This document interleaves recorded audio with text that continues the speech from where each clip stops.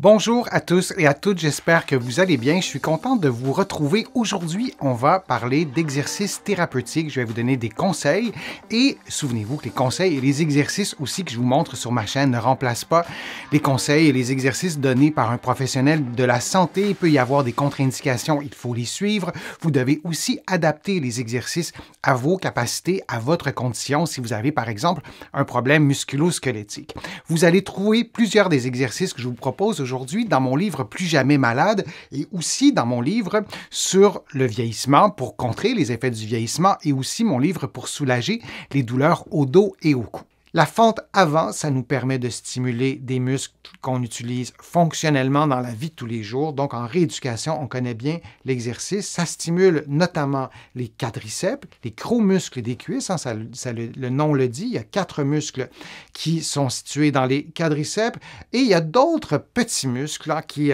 je ne les nommerai pas chacun. Je ne vais pas noyer mon segment d'informations supplémentaires, mais il y a vraiment plusieurs autres muscles. J'aurais pu vraiment faire plusieurs captures d'écran pour vous montrer tous ces muscles qui sont stimulés, des muscles qui sont devant et des muscles qui sont derrière aussi. Donc, la cuisse, il y a des muscles qui sont tout le tour de la cuisse. Je vous en ai montré quelques-uns et on veut les stimuler et l'exercice de la fente avant permet de le faire. Sur l'illustration que vous voyez, le modèle a un poids. On n'est pas obligé d'avoir un poids. Alors, vous voyez la distance entre les pieds.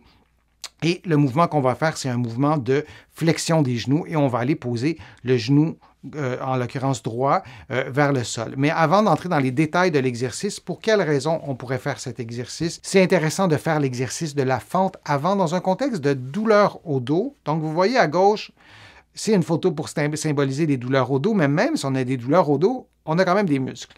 Alors, on veut stimuler les muscles qui sont le plus loin possible, d'une certaine façon, de la douleur. Et lorsqu'on a des douleurs au dos, parfois, pas toujours, mais parfois, on surutilise nos muscles du dos. On force toujours avec nos muscles du dos et très peu, ou peut-être pas suffisamment souvent, avec les muscles des cuisses qu'on ne voit pas sur l'illustration, on voit les fessiers. Mais je voulais vous montrer la différence de grosseur entre des fessiers ou les quadriceps. On les a vus tout à l'heure. Vous voyez, c'est une différence énorme. Les muscles du dos sont tout petits. Les muscles des cuisses et des fessiers sont vraiment très gros. Alors, de rééduquer les quadriceps avec l'exercice de la fente avant, c'est fort intéressant. Et pas juste les quadriceps, les muscles des cuisses et des fessiers.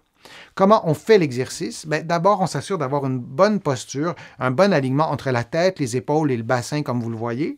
Et on va faire une flexion vers l'avant, une flexion du genou, mais aussi une flexion du genou qui est vers l'arrière. On va s'approcher du sol sans y toucher. Le talon qui est derrière peut lever, bien évidemment. Et on essaie que le genou qui est devant, lors de la flexion, ne dépasse pas les orteils, idéalement. C'est ce qu'on souhaiterait. Et on répète le mouvement du même côté. On peut alterner gauche-droite si on le souhaite. On peut descendre très lentement, en 5 ou 10 secondes, et on peut monter beaucoup plus rapidement sans perdre la qualité du mouvement, sans bousiller un peu le mouvement.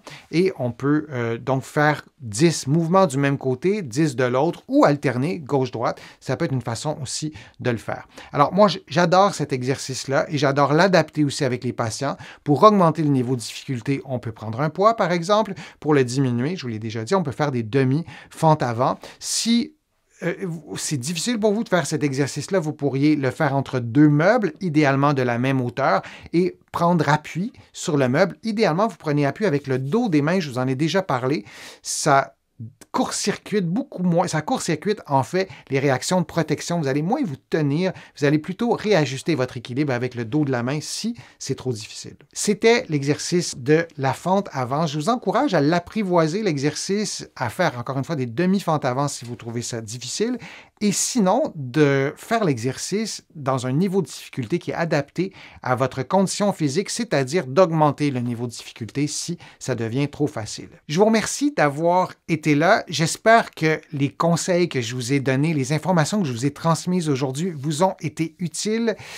Je vous remercie de faire une contribution à ma chaîne. Vous êtes plusieurs à le faire et je vous remercie et considérez ces remerciements comme personnel. Ça m'aide beaucoup à pouvoir vous produire de plus en plus de contenu et c'est ma résolution de cette année de vous en présenter encore plus régulièrement pour répondre à vos besoins, répondre à vos questions que vous me posez sur les fils de discussion. Je les lis toutes, vos questions, et j'y réponds individuellement quand c'est possible. Sinon, je le fais dans des vidéos. Vous allez trouver beaucoup d'informations sur mon site web, le www.denisfortier.ca. Vous allez aussi trouver beaucoup d'informations dans mes livres, notamment mon livre Plus jamais malade, mon livre sur le vieillissement, mon livre sur les douleurs au dos. Il y en a d'autres, vous les connaissez. Et en visitant mon site web, le www.denisfortier.ca, vous allez pouvoir aussi vous abonner gratuitement à mon infolettre, au courriel thématique et garder contact avec moi.